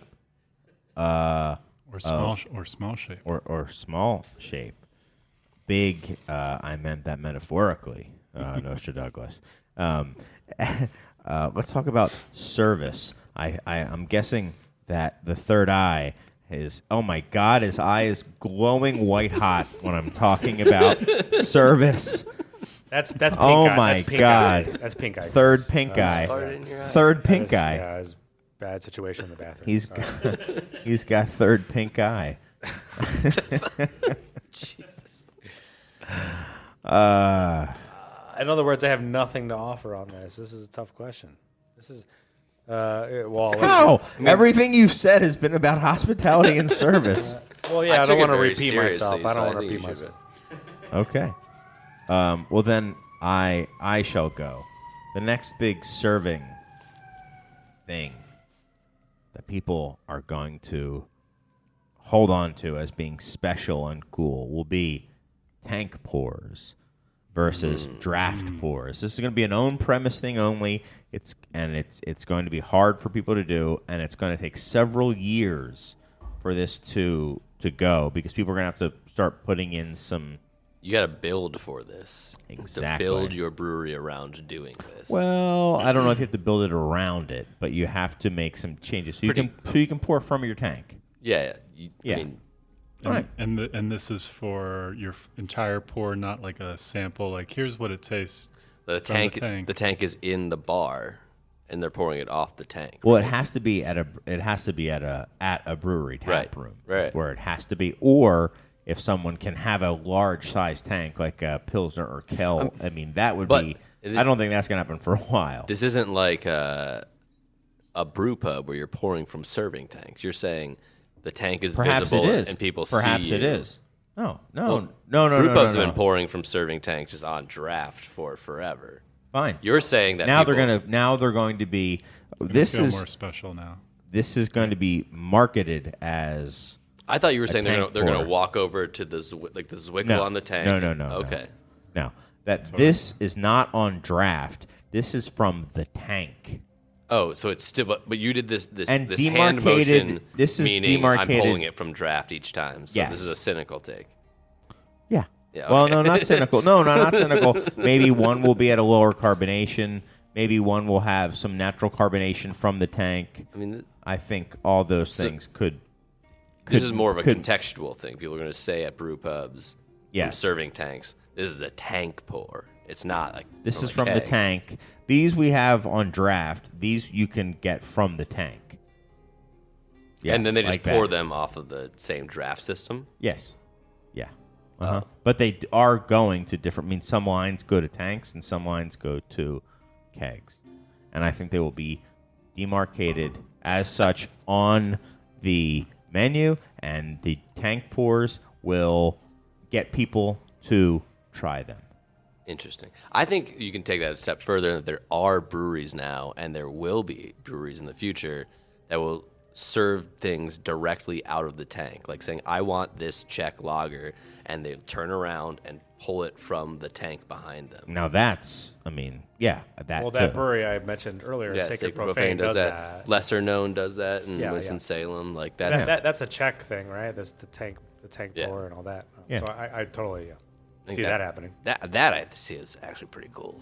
I've always wanted to do that with barrel aged beers, a way to have a barrel that's meant for pour, like almost like giving the consumer the chance to pull a nail, the thing they get to see on social media happen, but the average consumer never gets to actually do that themselves. Having a way to be able to walk over, pull the nail, fill their glass, like that would be cool. That's Yes. pretty cool. And have barrels dedicated for that. Yeah. Yes, I agree. I think if there was a way to refrigerate like casks while also having them on display, it would be Cascade amazing. was the brewery Amazing. that did Yeah, that. but those Kind- were kind of. kind of. They gave Yeah, you and like illusion of Goose it. Island had they would pull the tap from like the barrel at events, but it was just a jockey box. It wasn't like Well, they actually at the warehouse they do have that system. what system? Of barrels. There's barrels that are on like winches that are of different ages, and they are single barrels, and you can do that. Drink It's- directly from them. Yeah. It's pretty cool. Okay. Yeah, it's the only place I've seen it, and I don't know how often they're. And it's nails, and they have to like sani them, and it's a big thing because they're heavy. And they're like hanging, and they have to like move them around and stuff. But yes, okay. Who else? Does anyone have a shape-shifting take they would like to prediction? Yeah, I mean, I think people's Not prediction. They're not predictions. Statement. Of the statements future. of fact about the future. I think people's cellars have gotten really bloated for many years. It's like a lot of bars will start, specifically in the winter, will start offering. You bring in your barley wine. We'll beer any kind of stock beer, it. any kind of any kind of barley wine. Does it have to be It's probably a barrel aged barley wine, okay? and then we'll beer stocklet, and then we'll put it in a beer bong for you. So I see beer stockled, BYO, BA, B-Wiz, beer bongs as the next. It's like a service. Like, it's a service. Yeah, point of service. It's not like like it's white not, glove, like yeah, high end. yeah, and it's like you can do it at a beer temple. You can do it at a tap Oh, room. I but was you're thinking bringing more like, you're bringing your own oh, BA, B-Wiz to Okay. beer stock over for the beer bong. I was thinking more like a Linea, Oh yeah, well that's like high obvious end. though. Yeah, Yeah, they would definitely have their beer bong per service se, pieces. and French Laundry. Yeah, having beer Stockland, BYO, BA, B-Wiz, beer bongs. Yep. I can't see anyone not doing it. We got to have a video for that one. Yeah. Too good. Oh, it would be Too good. Yeah. So, wow, that's great. That vision of the future. It was very clear and obvious. A lot of people have a gloomy outlook for 2024. I'm glad Not that, me. that you don't. Some dang optimism. I'm going to for keep once. all my cats, and I'm doing beer stockel, BYOB, BA, B-Wiz, beer bongs. Yeah, BYOBA, B-Wiz, beer bong. Yeah. So Nostra Douglas has been talking about lagers, drawing new people in, all that. Another way to do that is through price. You know, how do you get new people into your brewery? There's a lot of people that think craft beer is overpriced, way too expensive, and are just turned off by that. So getting it out there that you have a special by taking that one beer that is kind of like your core, most drinkable, most approachable to anybody who just likes the taste of beer, and doing that with a 12-ounce pour. I would credit, credit Beer Temple for having a cheap pour all along, and this front of Affordable. Affordable, thank you. But specifically on the 12-ounce, Solemn Oath did this when they opened their Logan's. Maybe they always did this in Naperville, but when they opened the Logan Square location, they did $4 12-ounce pours of Lou, and then everything else was a normal price, and they just had this one kind of very, affordable reason to come in. And now I think it's $5, but same idea. But having this thing that's like way cheaper than Following everything a trend else. of somebody else. Was that? Never mind. Going on. Go on. Love you, Hobbs. So, the 12-ounce budget pour is Nostra Douglas's prediction for the new serving like it. trend. I like that idea quite a Talking bit. like $5, something like that, having a $5 12-ounce pour with the thought that, yeah, that's not a lot of money for your business, but then that person's likely to order a second and make a 10, maybe a third, make a 15. Or a different beer, too. Yeah. Right. Move on. Yeah. And then, use that as the... Way to get them into your other beers. Yeah. A bridge. You can blend margins with how much BA, B-Wiz, your beer stockling for the beer bongs. True. It's true. But most people are Everyone bringing knows their that. own, so you're not making that much money, but Well, there's a service charge. gotta be a service. Corkage fee. Bongage fee. Everyone knows that. So, okay. Yep. Yeah, Um, everyone knows there's a bongage fee. any format predictions for you, Doctor? Me? Don't you You're have? asking if I have format predictions? I think you do. Oh, that. Oh, we're moving on. Jake. Oh yeah, I think cast beer and lambic format. style Oh my beers. gosh, I messed up. Yes. We're moving on to the next section, right? Yes, maybe some format predictions. Did Jake do his format? I don't have a. He didn't have format one. prediction. Yeah, Bombers. They're coming back. Let's go. All right. Let's go. go. Let's go. I think we'll see some cask beer and American lambic style beer, which is dead, Yes, put we all know that. into bags and boxes, boxed, mild and boxed lambic. Franzia style lambic. Yeah, it's it's a Lambsbia. Cask beer and boxed. And, Yeah, and beer lower in like bags. lower I like it. conditioned, like things that can be served flat. Like some of my favorite lambic drinking experiences in when I was in Belgium were on cask, and they were like young lambic that was like flat and pulled on a hand pull. How So I about think you? those in bags. How about you, Nostra Douglas? Which one? For formats. Format. Yes. 2024 is going to be, this is a big one because this is something we've been living with for, call it 8 years now. I think we're at the beginning of the end of the labeled 16-ounce can. And not the end of the 16-ounce can for sure. But I think these stickers that we see on cans that at first were called janky, and then they became cool, and they've been sitting in this now accepted realm where this is just what it is. Now we've had the sleeved can, which is the kind of, for anyone local to Chicago knows, that's what like Hot Butcher uses. They're very notorious for those where they have like a shrink sleeve over it. Now there's a way to digitally print the can where it's painted on like a printed can from a large brewery. And this can be done for essentially the same price, and it has the kind of professional look. It doesn't really cost any more especially than a label and a can.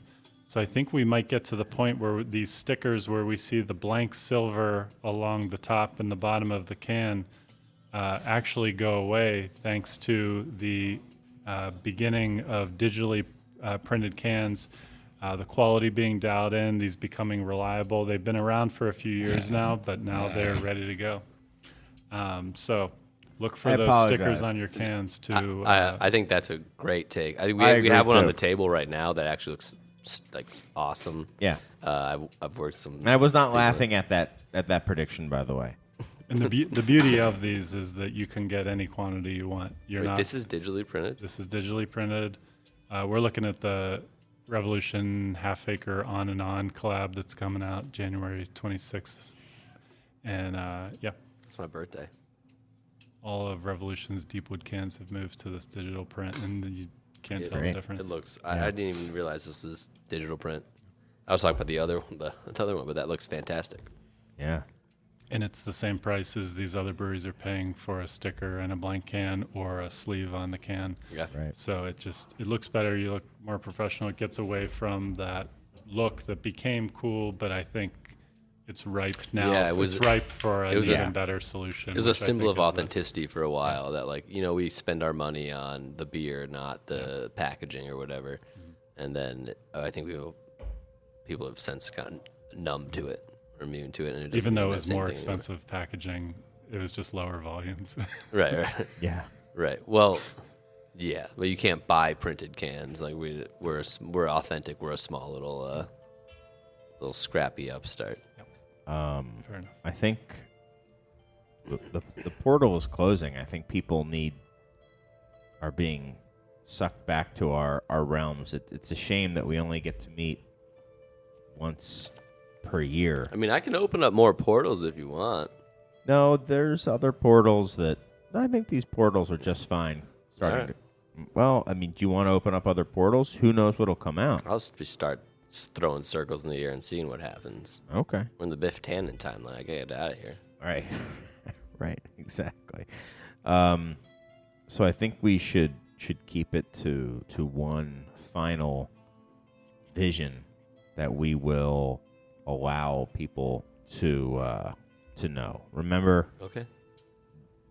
Biff Tannen. It's a great.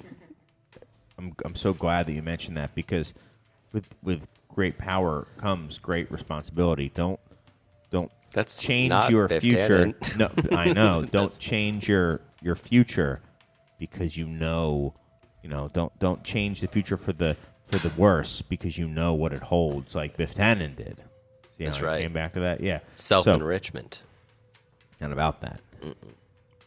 So it's just about being wiser and just knowing what's about to happen. And we have one more. I maybe saved the best for last, which is marketing wizardry. Let's go.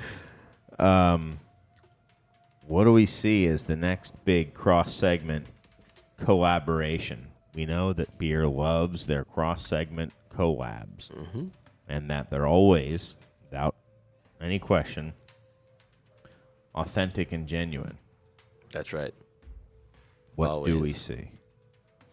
Who will be doing the big cross-segment collabs in the future? Who shall go first? How about you, Mike? Okay. Well, I see Boston Beer Company trying to drum up some more attention for their reformulated, easier drinking Boston Lager, collaborating with Wade Boggs and making the 107 pack, Yes. which is meant to be saw drank that. in one day on a cross country flight. Yes. And then they will launch this at a beer pairing dinner with Boston Market Oh, and love rotisserie that chickens. mac and cheese. Because Wade Boggs always ate a rotisserie chicken before he played a game, the entire rotisserie chicken. Wow. So that's a three-way collab. So do I get extra points? Yes. You Nice. do. Sick. You do. That's amazing. It's amazing. It's incredible. Jake. Incredible. Yeah. Okay. So 2024. Yeah, that's the year. We're on that year. We're on that year. Okay. So, as for many people who don't know, we've recorded all of these shows that we've ever done. We got them all in the can. They're all in the They're all in the can. I did some interdimensional travel across time and space and all that. We did them So all. I'm trying to once. just make sure what year I'm referring to when I give these predictions. However, I'm here to say we got an upcoming presidential election, and yeah, I'm calling it, folks. We're gonna see Biden beer.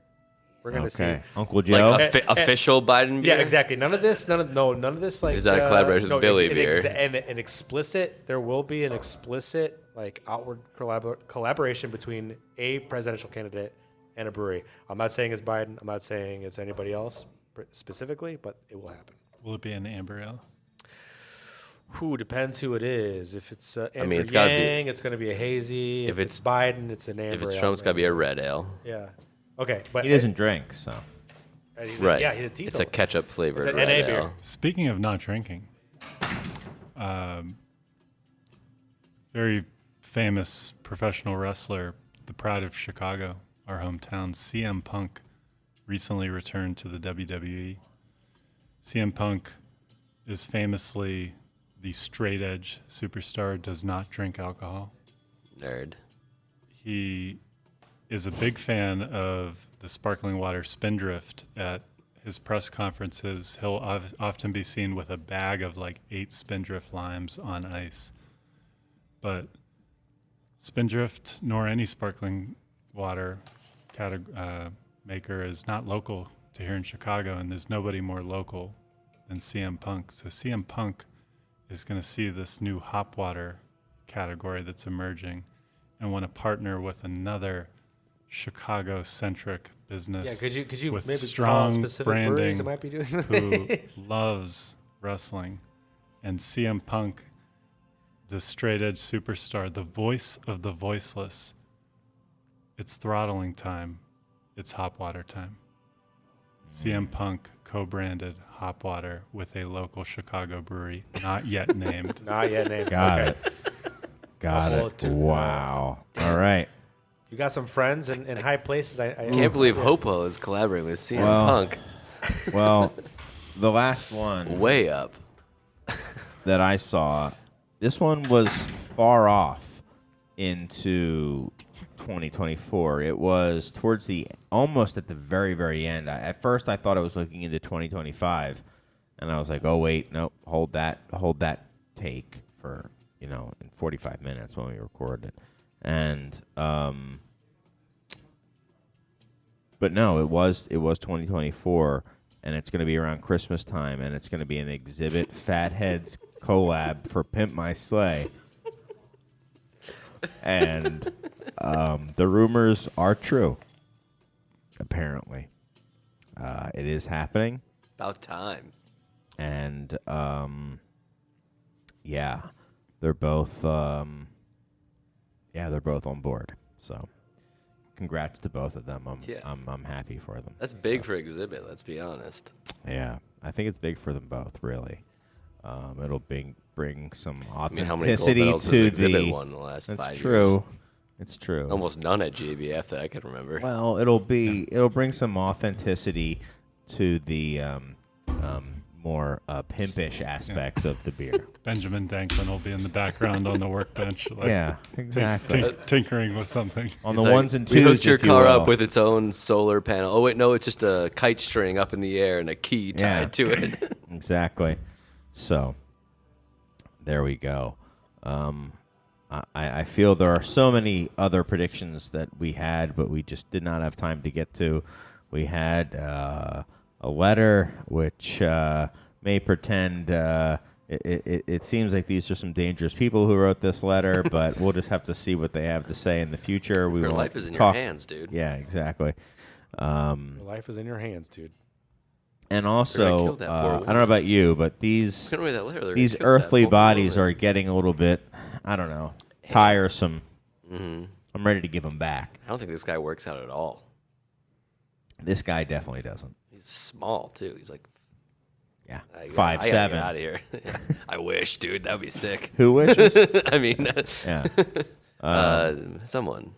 And so let's, before I know there's a whole process for us to exit these bodies, I but just draw a little circle and we all can walk through it. well, okay. Maybe things have changed. Advancing technologies, I don't know. That's right.